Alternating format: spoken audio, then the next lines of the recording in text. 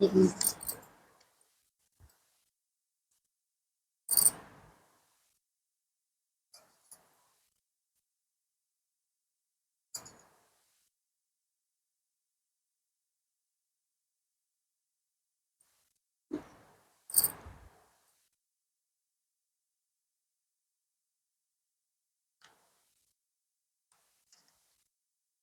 एक साहूकार था, उसके साथ बेटे और एक बेटी थी। उस साहूकार के यहाँ एक जोगी भिक्षा लेने आया करता था। बहुएं भिक्षा देती तो जोगी कहता सुहाग्यवती हो, और बेटी भिक्षा देती तो कहता दुहाग्यवती हो। बेटी सुनती तो अंदर ही अंदर कांप जाती कि यह क्या आशीष देता है।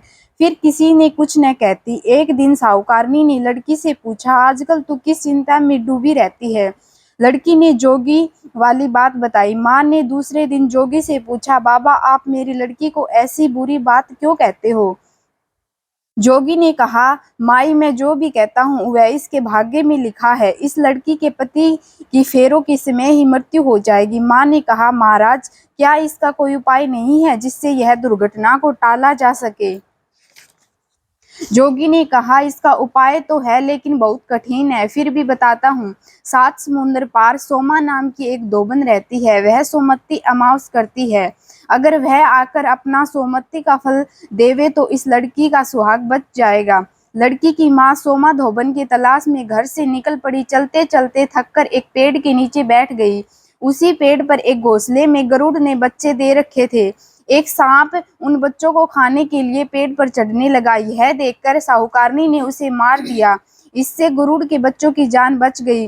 गरुड़ का जोड़ा सांप को शाम को वापस आया तो बच्चों ने सब बात बताई। उन्होंने साहूकारनी को बहुत धन्यवाद दिया और कहा कि यदि हम तुम्हारे किसी काम आ सके तो हमें बहुत प्रसन्नता होगी। साहूकारनी ने स्वयं की विपत्ति के बारे में बताया और 7 समुंदर पार पहुंचाने को कहा।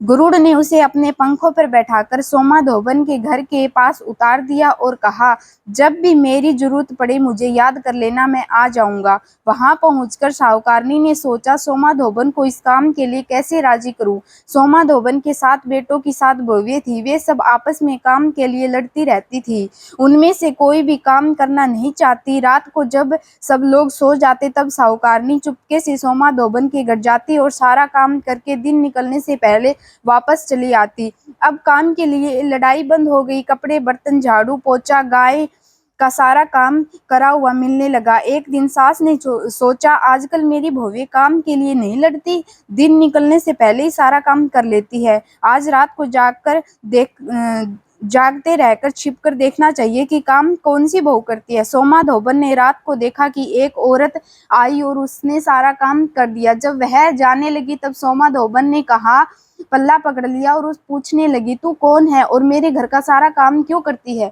तू चाहती क्या है। साहूकारनी ने कहा, जो मैं चाहती हूँ वह अगर आप वचन दो तो बताऊंगी। सोमा धोबन ने कहा, तुम दिखने में सेठानी सी लगती हो, मैं गरीब धोबन हूँ, मेरे पास तो देने जैसा कुछ नहीं है, फिर भी वचन देती हूँ कि तुम जो मांगोगी वह मैं तुम्हें दूंगी। धोबन ने कहा, बाचा तिरबाचा उबी सुकू धोबी के कुंड कांकरा होकर पड़ू, अगर तेरा वचन चूकू तो। तब साहूकारनी ने सब बात बताई और साथ चलने का आग्रह किया।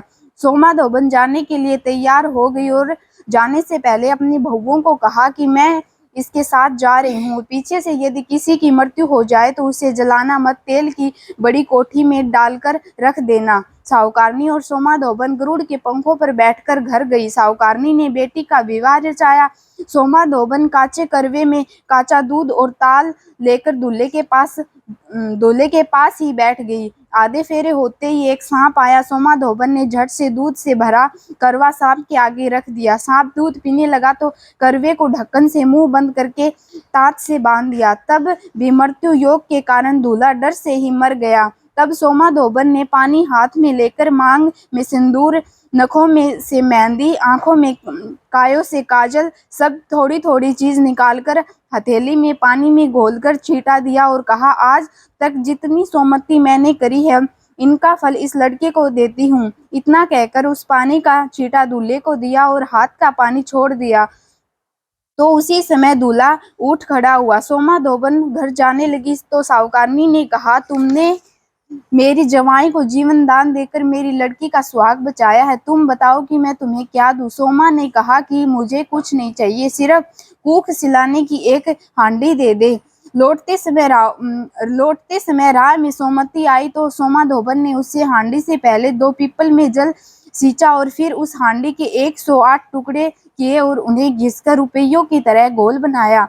फिर हाथ कहकर फेरी देकर वे टुकड़े पीपल के नीचे गाड़ दिए और घर चली गई।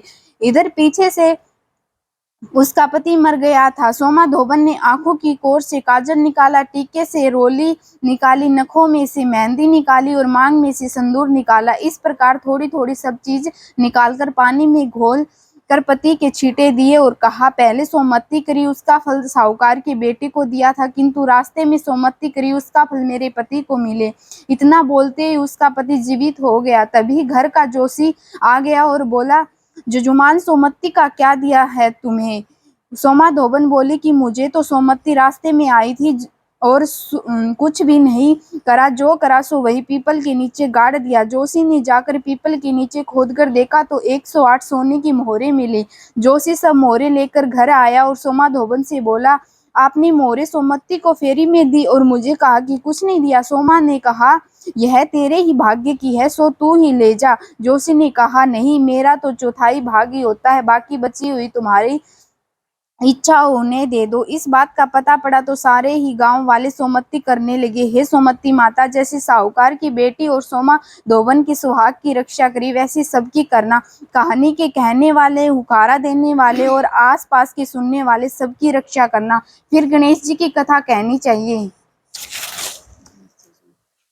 आप नौ विनायकारी।